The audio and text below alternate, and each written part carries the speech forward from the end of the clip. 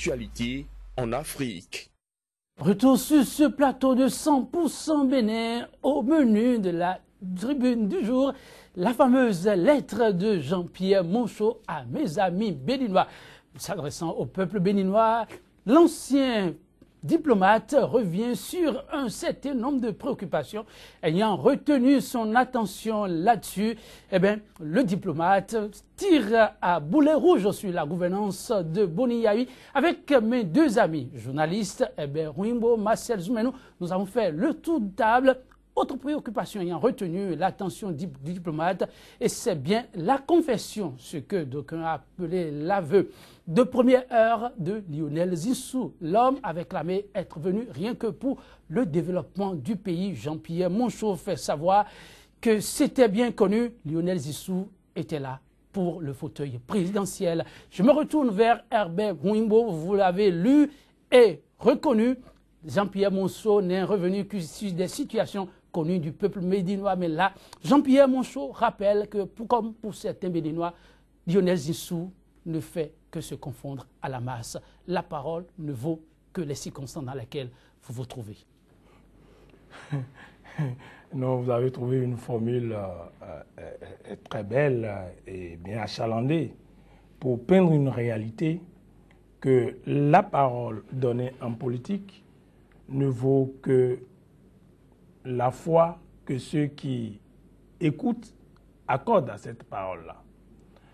Autrement dit, que la parole donnée n'engage que ceux qui y croient.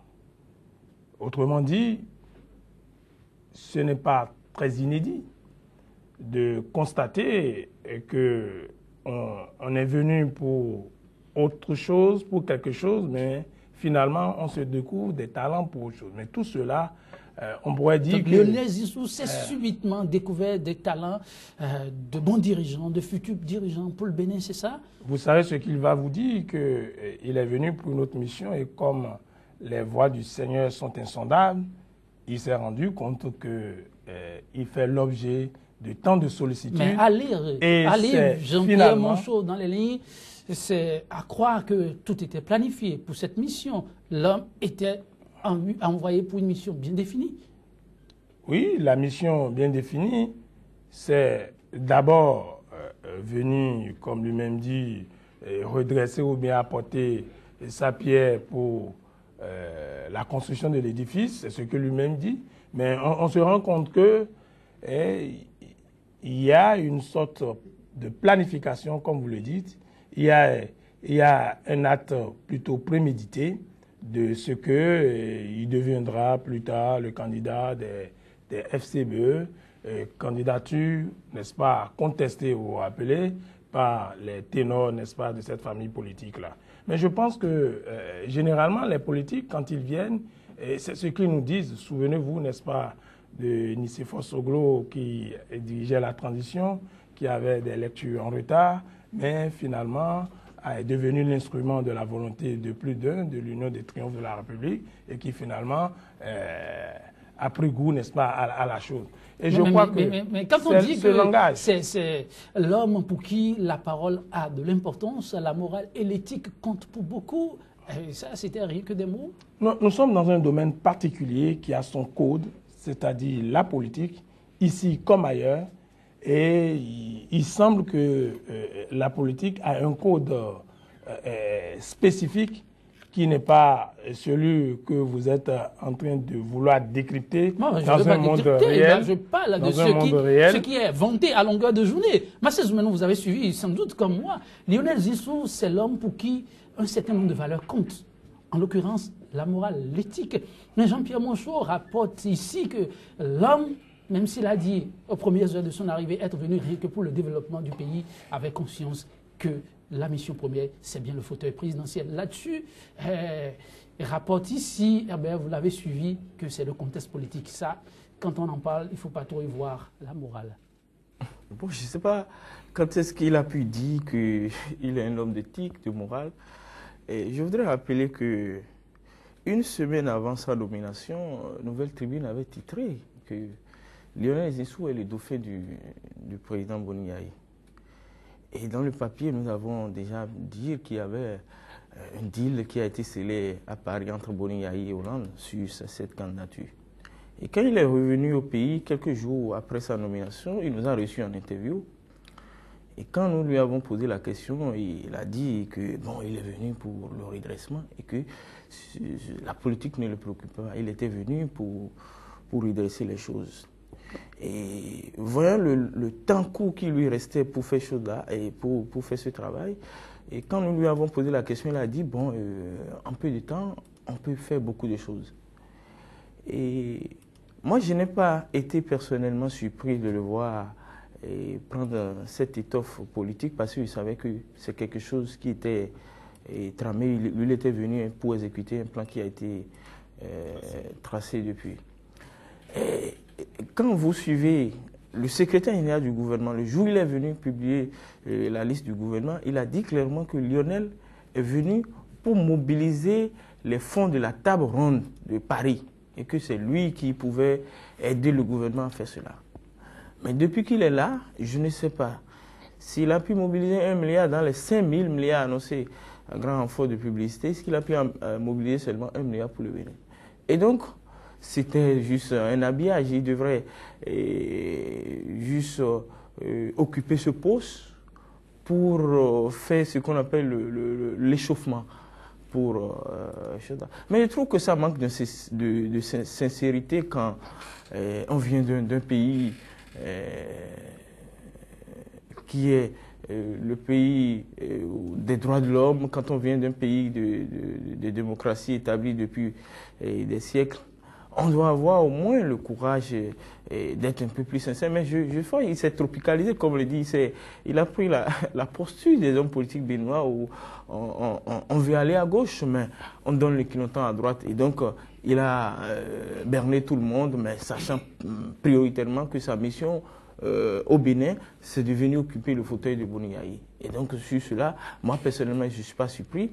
Bon, ceux qui croyaient à son discours, il ironisait quand on disait dauphin, il disait mais trouvez-moi le nom d'un autre animal autre que le dauphin. La dernière fois, il a répété sur le plateau de l'ORTB. Bon, j'ai trouvé que le Premier ministre a cette habilité à désorienter les gens, mais nous autres, nous savons que il est là pour cette mission, pour prendre le fauteuil. C'est un accord qui a été conclu et il est là seulement pour exécuter ce plan. Eh bien, mais l'éditorialiste que vous êtes, sérieusement parlant, si c'est le cas, que bon, il faut aller à gauche alors qu'on sait qu'on veut aller à droite, comme on en est habitué, comme c'est souvent le cas avec les acteurs politiques béninois, et là, avec Lionel Zissou, est-ce qu'il ne faut pas craindre le pire? Je parle là et je m'adresse à l'éditorialiste. Si l'homme sait très bien que c'est comme ça qu'il va se la jouer, est-ce que les Béninois ne sont pas en train de s'amuser avec le feu, honnêtement? Non, les Béninois ne s'amusent pas avec le feu. Les Béninois sont dans leur tempo, ils observent. C'est le registre même qui leur convient, ça? Non, pas. Vous voyez, les peuples ne choisissent que les dirigeants qu'ils méritent. Et quand Marcel parlait tout à l'heure de qui s'est tropicalisé, non, l'expression m'a un peu gêné. Même d'où il vient, en France, le mensonge est au cœur de la politique. La fraude est au cœur de la politique. En France? Oui, à l'UMP, on fraude. Vous connaissez l'histoire, n'est-ce pas, de Copé et de Fillon. Au PS pour les primaires et autres, là, donc les contestations. C'est désormais une fraude de grandeur nature, c'est ça? Donc, il se tropicalise pas. Il essaie de transposer la manière, l'art de le faire. Non, c'est pas ça. C'est que, quand je le dis, c'est pour montrer que c'est pas sous les tropiques que cela se passe. Il est dans son jeu. Et que c'est bien ailleurs, ailleurs même dans la plus vieille démocratie, ou qui est pratiquement gendarme et modèle dans le monde, on peut voter et qu'un candidat peut contester et demander qu'on recompte manuellement les voix. Donc, ce n'est pas un apanage chez nous. Mais je pense qu'il faut faire un effort pour réinventer l'éthique au cœur de l'action politique. Et la morale, non. Et ça, c'est pour quand? Ça, c'est pour quand? C'est notre devoir, nous, la presse. C'est le devoir du quatrième pouvoir. Et comme nous sommes des objecteurs de conscience, que nous jouons notre partition, nous essayons de discipliner. En réalité, les politiques sont de plus en plus à l'image. Ils secrètent la presse qui leur convient. Et il faut faire en sorte que, de plus en plus, nous puissions les embarrasser sur des questions données. Parce que le fait d'aller sur ce terrain, de l'éplucher, mais sur la question, c'est à croire que ceux qui parlent de recolonisation sont alors dans le vrai. Jean-Pierre Monchot revient sur le concept de la France-Afrique et dit que manifestement avec Lionel Zissou, le retour à la France-Afrique, que les Béninois sont en train de craindre, que c'est de bon droit. L'homme qui s'est déjà dit qu'il veut aller à gauche, or qu'il sait qu'il veut aller à droite. Et aujourd'hui, on chante que non, recolonisation, c'est du leurre, France-Afrique, pipeau. Ça peut arriver. Si l'homme sait si bien jouer, ça peut arriver. Non, mais je continue de dire que le destin des peuples appartient au peuple. Et que la notion... Et l'objecteur de conscience appréhende tout ceci comment? Non, c'est-à-dire le terme recolonisation dont on parle, c'est une expression qui franchement me gêne, moi. Parce qu'en réalité, dans les relations bilatérales et multilatérales, il y a la question du rapport de force. Et que ce que les gens appellent recolonisation et dont la sémantique me gêne, il y a autre chose pire. Vous voyez, l'Organisation mondiale du commerce à l'OMC, il y a des choses qui se passent. La protection des producteurs locaux et autres. Les questions...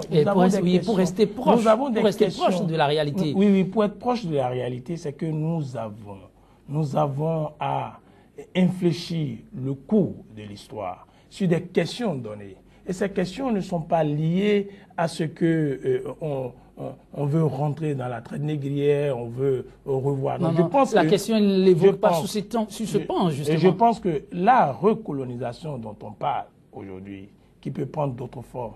Le combat, nous devons le mener, non pas en voyant la France, en voyant la Grande-Bretagne ou bien dans les anciennes colonies et autres. Non. Je pense que c'est à nous de décider. On ne développe pas un pays. Un pays se développe. Il ne faut pas toujours dans les concepts... non, c'est pas un pays se développe. Et parce qu'un pays se développe, il appartient aux forces endogènes de s'organiser pour avoir, comme dirait Senghor, une voix dans l'universel. Il faut nécessairement que nous puissions compter.